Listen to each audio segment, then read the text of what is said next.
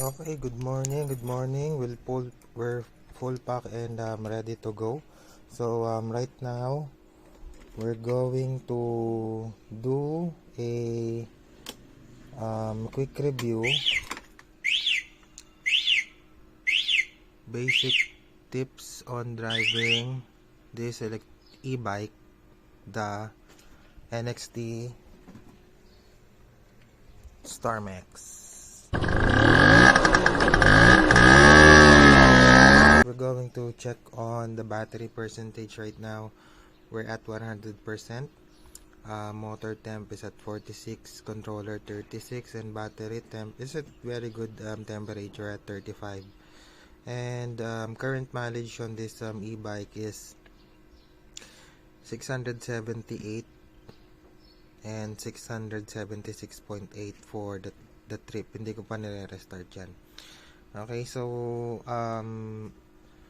yung biyaheng gagawin natin ngayon is nasa 2 hours din. I wasn't able to check how many or what's the kilometer on it, but I'll later post it sa vlog.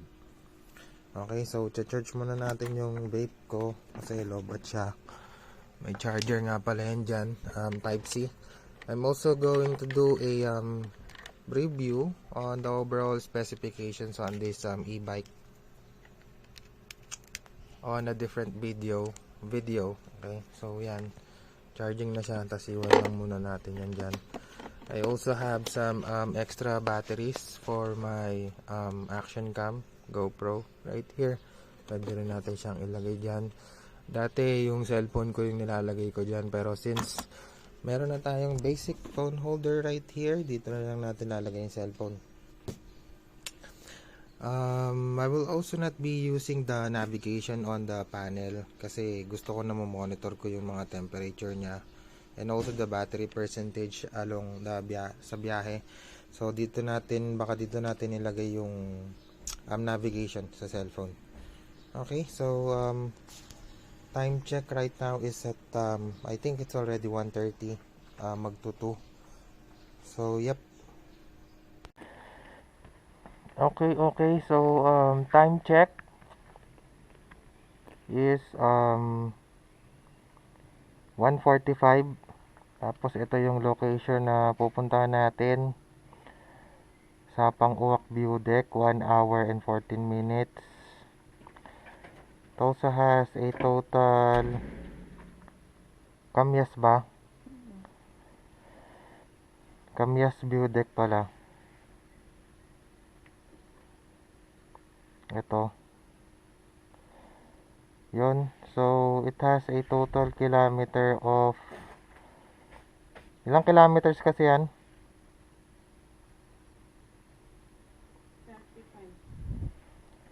35 kilometers and a total of 1 hour and 11 minutes drive. So, yun nga siya. 35. Ayun. So, let's start. Head northwest.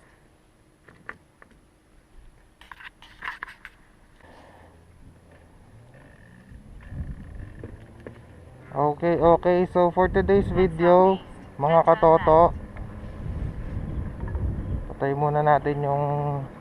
In 150 meters, turn left. Ayan. So, ite-testing natin si NXT Storm X sa simple ride. I'll be providing basic tips on how to drive properly an electric bike or motorcycle in a much more convenient way. By the way, meron nga pala tayong kasamang OBR, Kai Itik in the house, mga katoto. So yan, so umpisa, number 1 lang muna tayo sa gear, kumbaga sa motor, para hindi masyadong magastos sa battery. And ako, usually ginagawa ko is hindi ko siya pinare-reach ng 50 amperes. Ayan. Kasi pag nag-reach na siya ng below 50 or above 50, medyo malakas na siya sa battery nun.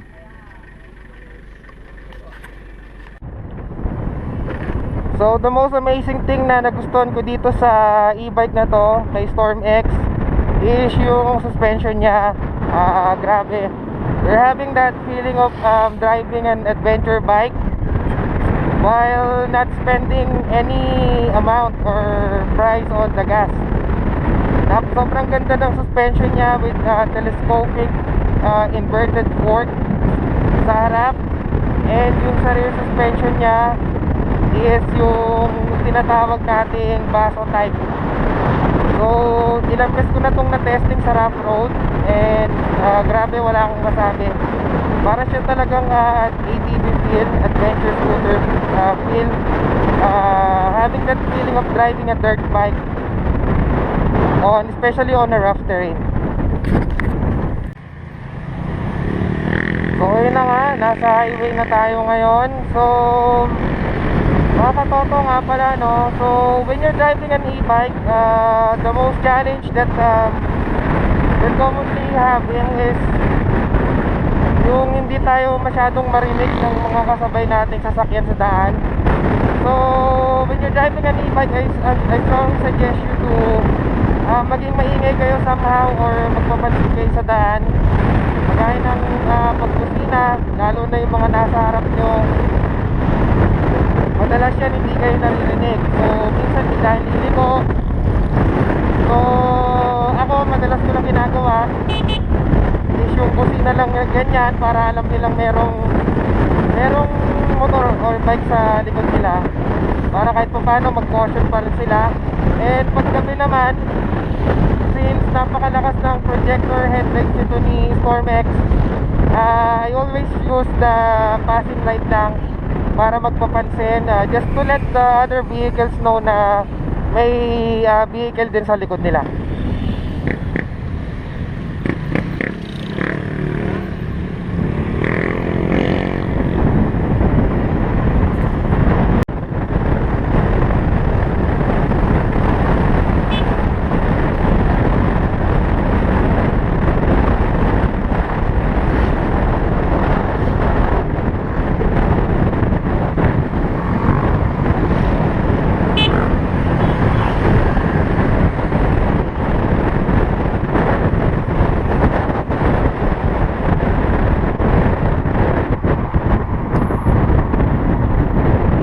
Kung mapapansin nyo, bigla ako nag sports mode kasi sports mode is very helpful for me,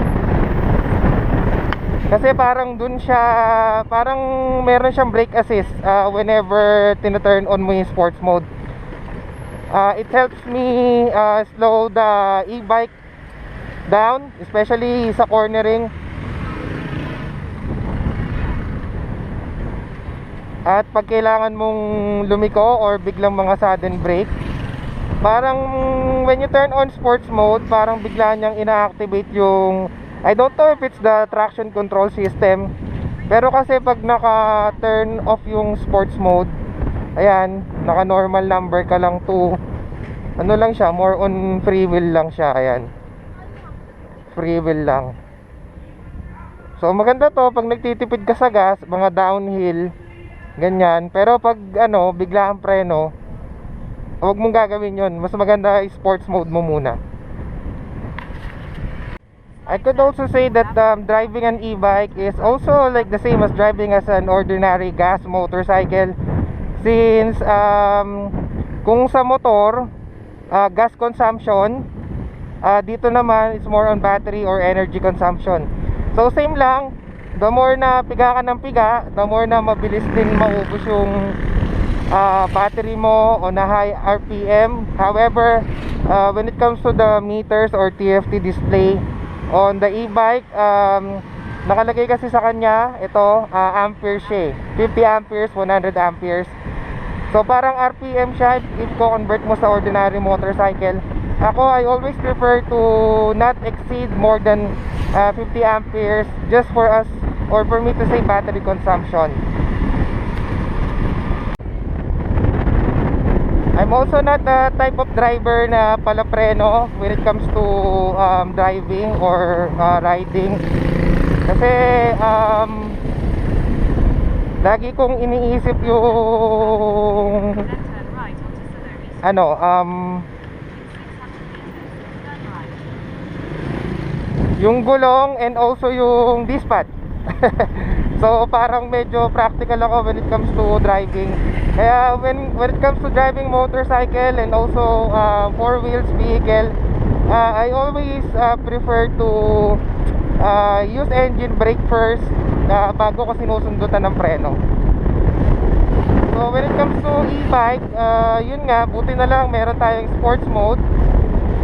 Kagaya nyan, so let's say blind spot, medyo mabilis ka, imbis na i-hit mo kaagad yung preno or pressure brakes, you can switch on the sports mode first and then konti-konti, diba?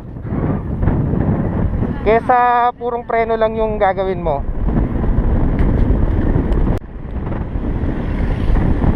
By the way, this e-bike also has a traction control system, which is TCS, and also a combi brake system ng kagaya ng tech sa Honda. So na-appreciate ko rin yung combi brake system niya kasi whenever you're going to use brakes, kahit isa lang yung i-press mo, talagang napaka-responsive niya. Ayun, malakas yung preno niya, mga katoto.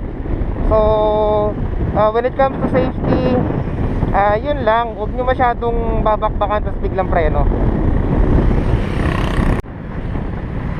Okay, so if you're going to check from 34 kilometers destination, we're just 24 kilometers away, and battery percentage is at 92.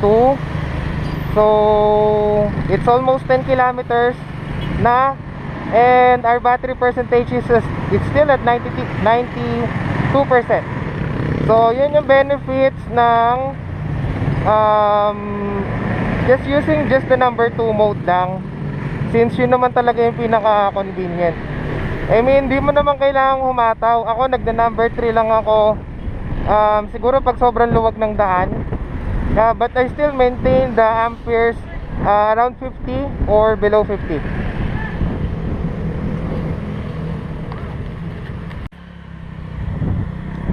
So let's check out the view right here.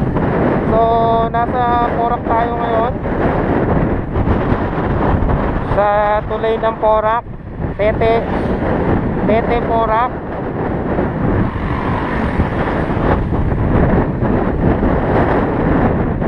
Okay, so napakaganda ng view.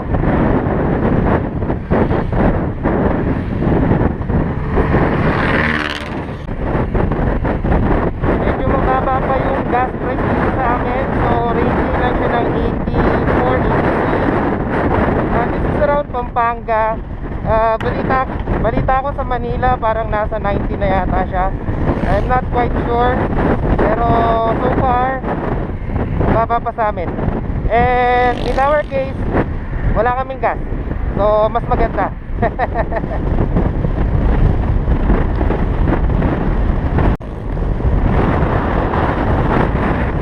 Take note or remember mga katoto,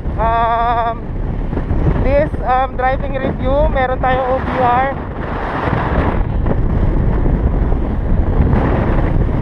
Kai Itik in the house, what's up?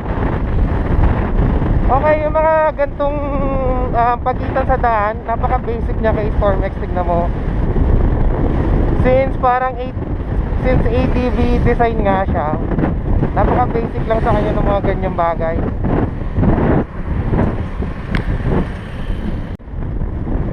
Okay, so sa mga uphill na ganyan, kung nakikita nyo, medyo hindi naman siya ganun kahaba tsaka ganun kataas. I strongly suggest you na parang beluhan nyo na siya. Ayan, tapos since hindi naman kayo naka sports mode, magpi-free wheel siya, ayan, oh. Kahit bitawan nyo siya. So extra battery saver din yun, kesa yung saktong uphill nyo, tsaka nyo pepersahin yung throttle. So yun yung malakas makainit ng unang-una yung motor temp, pangalawa malakas makakonsume ng battery. So pag downhill, ganun din, more on free wheel lang siya, pero alalay sa preno. Or if sobrang tarik, pwede nyo rin gamitin si sports mode. Ayan, oh. para kusa siyang mag-a-assist sa inyo, hindi kayo dire-diretso without using the brakes, and that's very convenient mga katoto. Okay, so liliko tayo. Turn left. Ayan si sports mode. Pag hindi ka talaga naka-accelerator sa kanya, hindi siya abante. Ang ganda, parang mafe-feel mo talaga yung engine brake sa kanya. Ayan, maski let's say kahit sabihin mong medyo rat-ratin mo siya, ayan o, pag binitawan mo siya, talagang magme-menor siya. So, napaka-responsive ng sports mode nito. I think, yun din yung parang pinaka-basic feature ng sports mode. If ever, mapalabang ka ng overtaken o ratrata ng konti, responsive siya pag binitawan mo yung throttle. Ayan, sa mga banking, you don't need to really use the brake. Sundot-sundot lang siya. So para sa akin, yun yung another feature na na-enjoy ko rito kay StormX.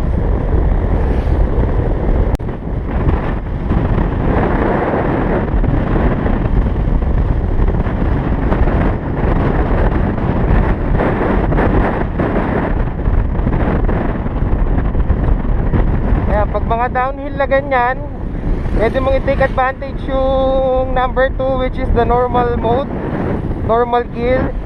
Mag free wheel ka lang na ganyan. Ayan. So sobrang tipid niyan sa energy. Sobrang ang makakasave ng energy sa battery mo. Liliko na pala tayo. Nakita nyo naman kung paano yung likuan.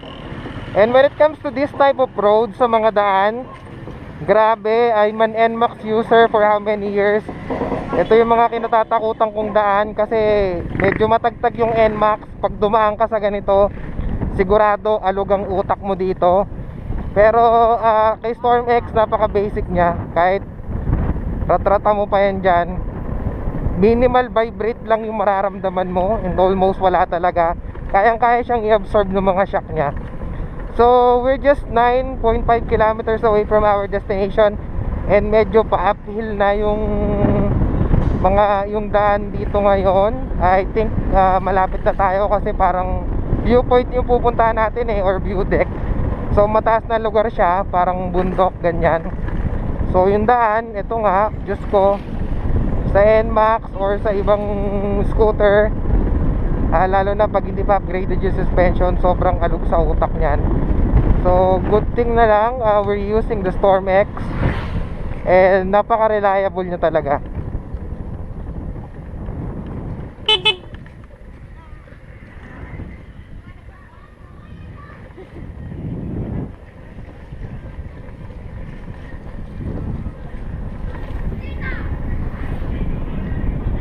So battery still at 86. So basic naman kay StormX. Uphill na tayo, puro uphill na tayo niyan. And nakikita nyo, hindi naman ako nag-exceed ng 50 amperes, para hindi pa rin masyadong persado. Motor temp is at 102 degrees Celsius.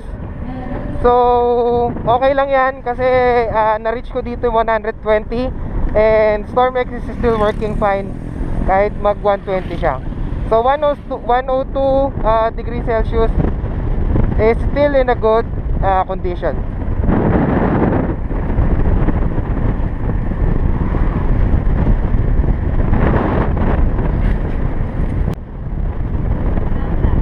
So may tunnel pala dito. Oy, ito literal rough road. Wow, angas ng tunnels mga katoto.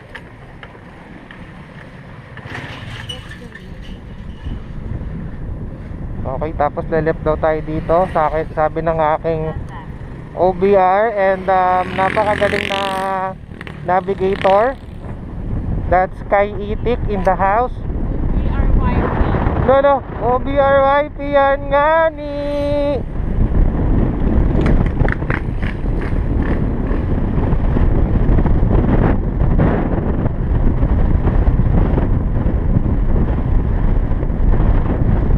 Downhill, basican mo StormX. Okay, kitang-kita mo naman, parang wala lang.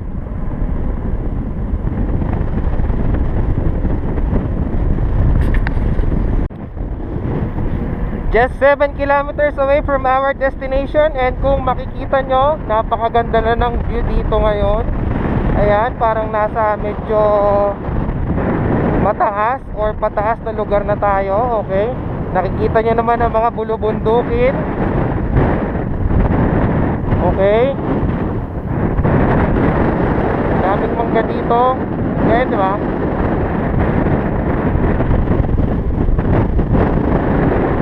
So if mapapansin nyo, bumaba na yung motor temp natin. Mabilis lang naman siyang bumaba, as long as hindi naman siya puro uphill. Kaso lang, if puro uphill siya, just make sure na may buwelo kayo. Op, nagkamali tayo ng daan. Babalik tayo. In 200 meters, continue straight. Hindi. So eto na yon mga katoto. Eto na yung inaantay nating favorite trap road. Continue Oh for yeah, oh yeah, oh yeah. Sana wag tayong sumemplang. Let's go, ratrata na. Okay, so nakita nyo naman, tumatakbo tayo ng 30 pataas, 30 kilometers per hour. Medyo maalog sa bandang likod kasi mabigat yung OBR natin. Okay, pero yung telescopic inverted suspension niya sa harap, sobrang lupit. Parang malupit pa dun sa JBT. Alam niyo yun, yung upgraded ng JBT suspension sa mga scooter. Kasi malaki siya eh, and then mahaba siya, kaya medyo mataas siya. That's why I think this e-bike is really built for adventure sports. Ayan, all terrain din siya. Okay siya.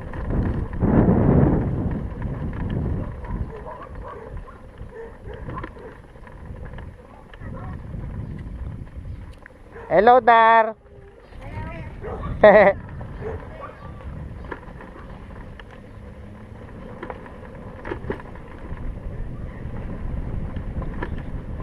Okay, so hindi natin alam kung tama ba tong landas na tinatahak natin, kasi madalas ganyan yung OBR ko, si Kyril Quezon. Pero kala mo lang hindi, pero ano naman, tama naman pala. No? Tama kaya to, lab? Eh di wow. To medyo mabuhangin, pero since naka pang all terrain tires yung likod ni Storm X, palag-palag siya dito.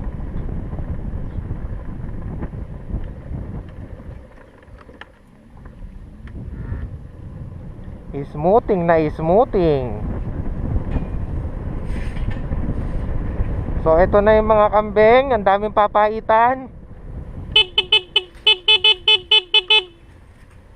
Gagawin ko kayong papaitan.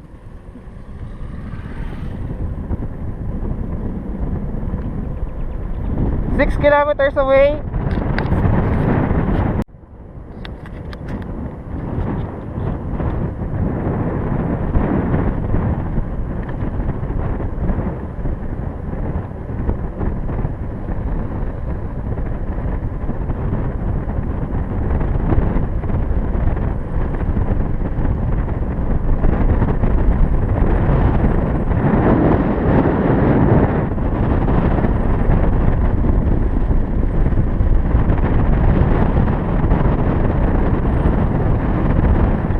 Ito na tayo sa mga uphill climb.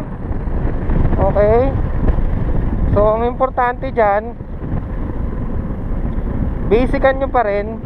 May OBR pa ako, sobrang taas nito.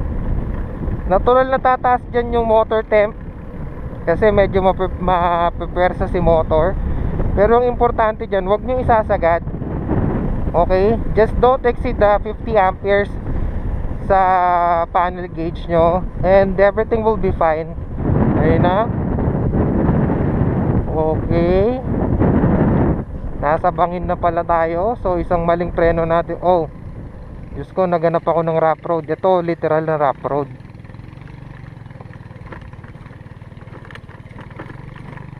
Ay Diyos ko Lord. Ay, napalaban na nga. Napalaban na nga ang Storm X nga ni. Grabe naman ang ibinigay mong rough road. Rough road, literal. Di naman ganito. Level 3 na to eh. Mga level 2, level 1 lang sana eh.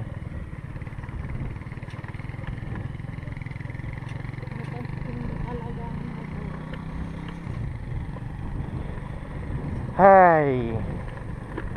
So yun, buti, awa ng Diyos, hindi tayo sumemplang.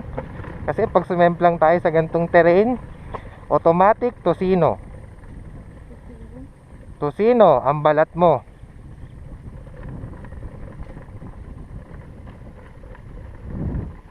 Okay, ito naman rough road downhill.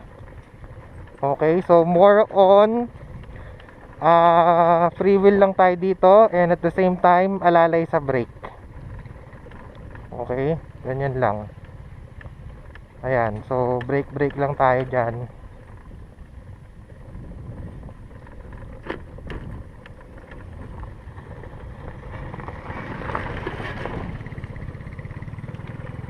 Grabe, lalaki ng bato. I can't imagine kung NMAX yung dala ko dito. Diyos ko Lord, hindi lang alog ang utak mo, pati kaluluwa mo umaalog dito. Tagtag ang kaluluwa mo dito, mga katoto.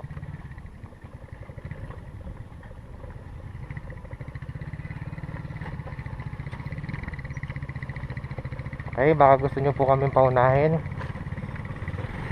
Wag na pala, sige na, mauna na pala kayo.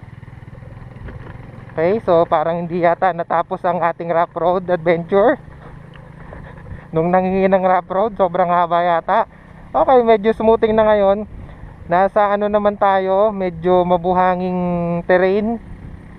And ang kailangan mong ingatan dito using a normal motorcycle with normal tires, madulas to. Pag nagkamali ka ng preno dito or nagkamali ka ng piga ng throttle dito, automatic ka, sesemplang ka. Pero kay Storm X, nakita nyo naman, basic na basic lang sa kanya. Kahit anong terrain pa yan. And hindi ko na nga alam kung saan talaga ang destinasyon natin. Saan ba? Sa malayo pa ba? Less than 5 kilometers away. So sige, enjoy lang muna natin tong rough road na to. Literal. Okay, so ipapapansin nyo, nag-switch muna ako sa 1. Since hindi naman tayo tatakbo ng siguro ng more than 50 kilometers per hour dito. So sa mga gantong terrain and gantong situation, perfect na perfect yung number 1 dito. Uphill, rough road, number 1 lang.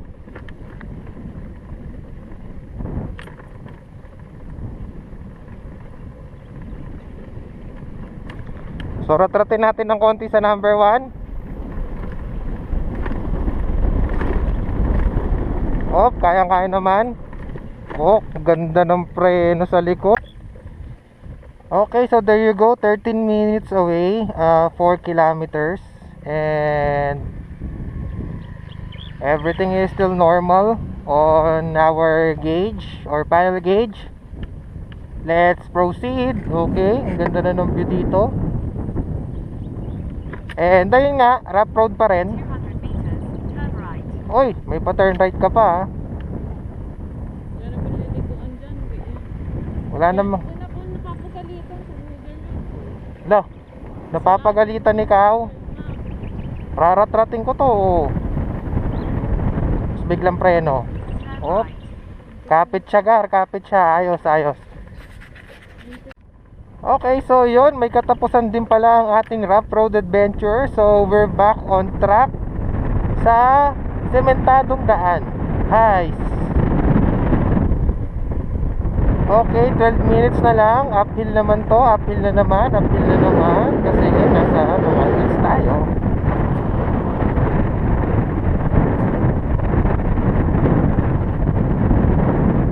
Number 1 na lang tayo. And yun na nga, rough road na naman. Okay.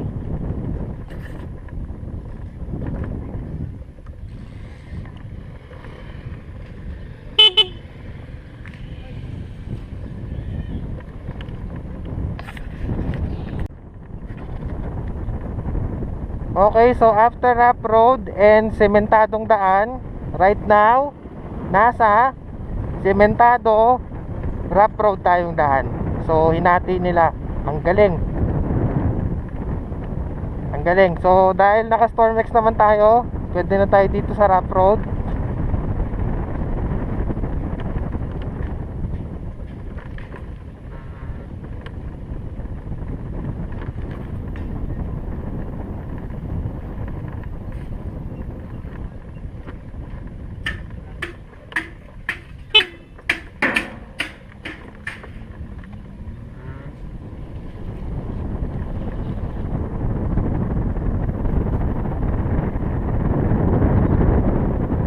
Medyo nararamdaman ko na yung tarik dito. Medyo mas matarik siya kaysa dun sa mga una natin dinaanan.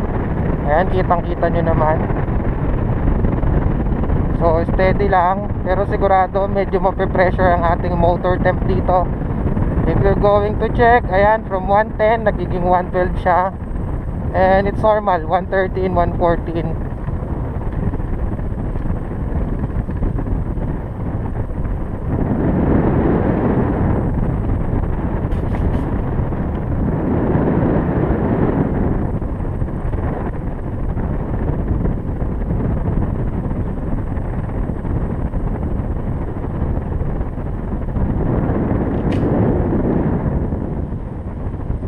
Okay, nag 125 siya, makikita nyo, ayan. Pero okay lang yan, bababa na yun siya since medyo diretso na yung daan.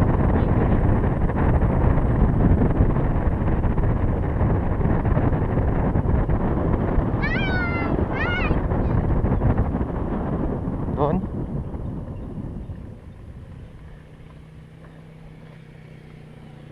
Ito na yan, sure ka? Makinig dun sa isa, yung nakita. Kala ko magkakonect sila. So may nadaanan tayong isang view deck dito, view deck, makintong siya. So hindi daw pala ito yon.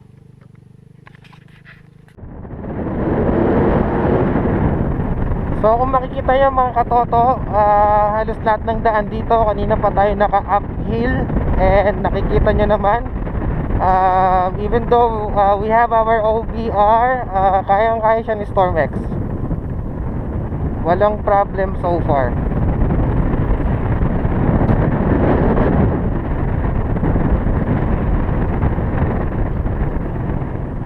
And ayun na nga, binasic na naman ni Stormex ang rough road.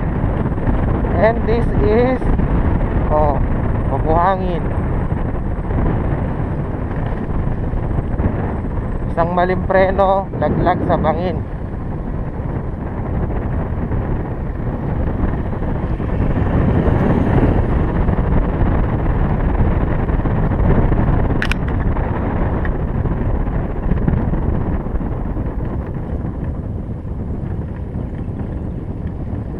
Motor temp, naglalaro siya ng 120, 121, 126, pero hindi pa naman siya nag-reach ng 130.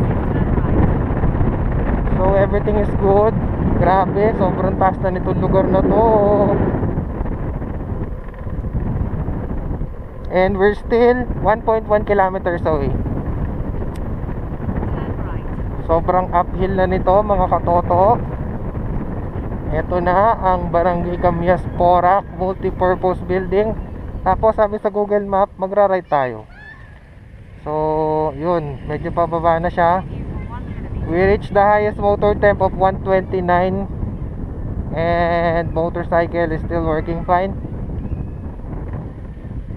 So more on pre-wheel na lang muna tayo dito. Since sobrang downhill nito, nag-sports mode ako. Ayan, para automatic siya, parang traction control.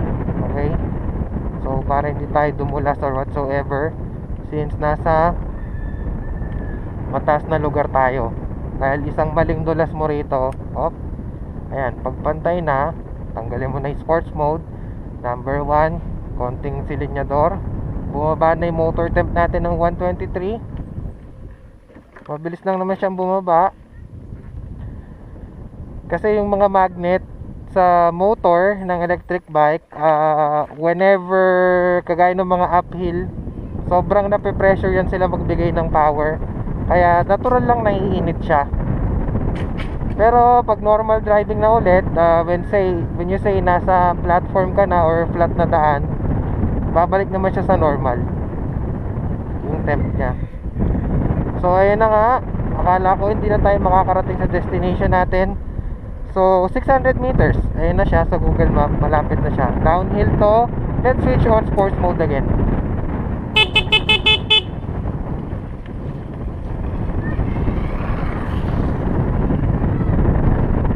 Sobrang safe niya sa sports mode. Talagang literal na engine brake. Wala akong kadulas-dulas kahit mabuhangin siya. Uy, baboy na mo. Okay, switch na tayo again sa normal mode, which is mode 1. And free wheel lang tayo.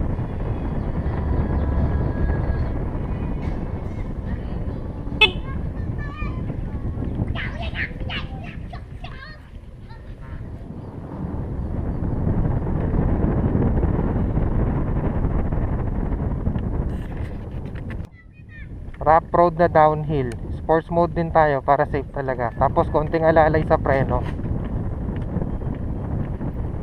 Rough road na downhill. Talagang downhill literal to. In 200 meters, you will arrive at your destination. So nakita nyo naman, walang kadulas-dulas si Storm. Oh, Pero sige nga, diretso mo. ano ba naman tong Google Map?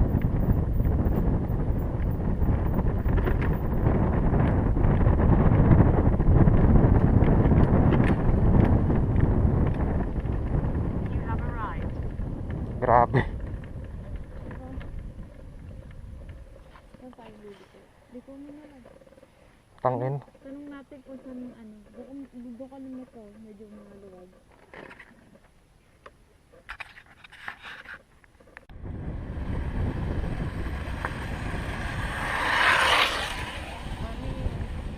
Palit, palit.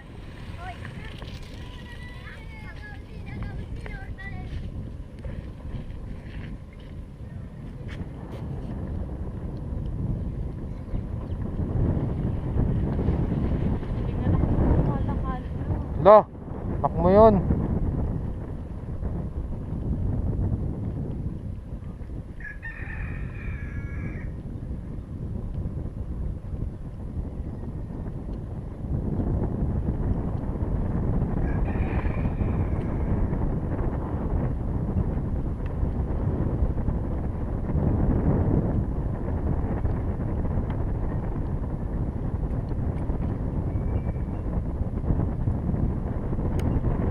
Diretso lang ba?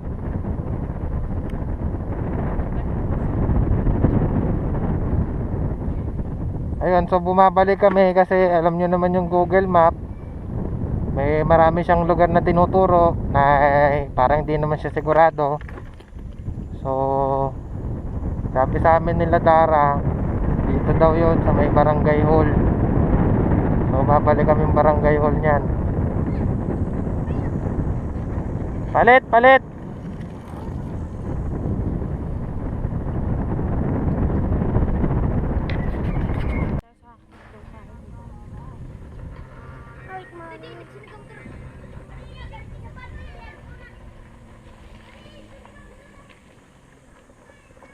Bap, dito yung view deck. Sa taas. Dito. Ako yung nagbabantay dito. Ay, ikaw. Iwan na lang na yung motor dito, no? Ako yung magtuturgad sa inyo. 20 per head. Kaya, iturgit kayo pumunta nila. Magkano bayad? 20. Mahal naman. Malay po siya. So, yun na nga. Nandito na tayo. Doon daw yun. So, lalakarin natin. Iwanan natin yung motor dito. Dito naman si Bapa. So, 140 motor temp. Controller 79. Mabilis naman siyang bumababa. Battery temp 39. Okay, let's go. Galing po kami sa